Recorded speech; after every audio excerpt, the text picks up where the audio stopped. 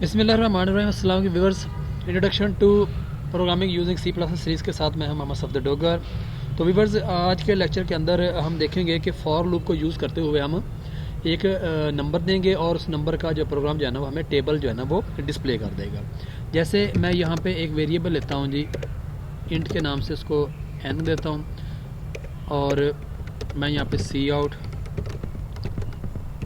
Enter table number, बल्कि इसको variable का नाम जो है ना मैं टी रख देता हूँ, table number, enter table number. यहाँ पे सी एन कराएंगे और टी की वैल्यू एक वेरिएबल हम लेते हैं यहाँ पे लूप के लिए और फॉर का कीवर्ड यूज़ करेंगे। उसके बाद n इज़ इक्वल टू 1 है जी, n is less than equal to 10 है जी, और n क्या हो जाएगा, इंक्रीमेंट हो जाएगा। और यहाँ पे हम कर देंगे जी सी आउट यानी कि n की वैल्यू, उसके बाद हम कर देंगे जी मल्टीप्लाई का साइन यूज़ कर लेंगे, उसके बाद हम यहाँ पे t की वैल्यू और उसके बाद हम यहाँ पे इक्वल टू का साइन और यहाँ पे हम n मल्टीप्लाई बाय t कर लेंगे और यहाँ पे एंड लाइन यूज़ कर लेंगे। इसको पहले रन करके देख लेते हैं।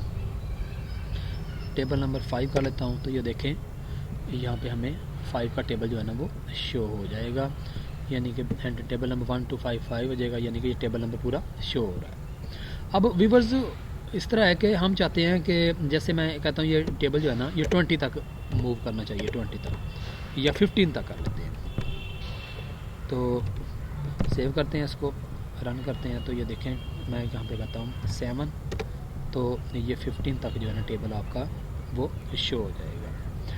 अब व्यूअर्स, कुछ इस तरह से है, मैं कहता हूँ जी कि जी इसका जो एंडिंग नंबर है ना वो भी रन टाइम पे हमसे पूछा जाए। तो यहाँ पे मैं एक वेरिएबल लेता हूँ यहाँ पे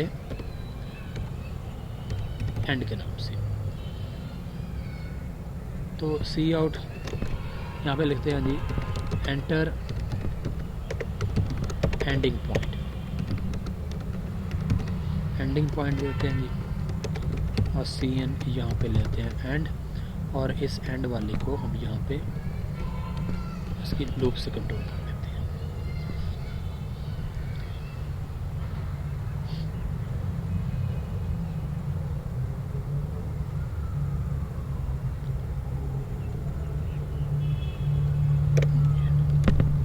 एंड लाइन बल्कि एंड का वेरिएबल है, तो यहाँ पे एंड का वेरिएबल आ जाएगा। इसको रन करते हैं। मैं कहता हूँ जी टेबल नंबर 7 है और एंडिंग पॉइंट जो है ना उसका 13 होना चाहिए।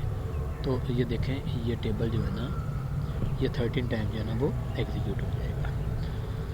तो अब हो क्या रहा है, हो ये रहा है कि जैसे यहाँ पे मैंने क्या किया जी, enter table number, let's suppose मैंने टेबल नंबर दे दिया जी 5 और उसका एंडिंग पॉइंट मैंने दे दिया जी यहाँ पे 10।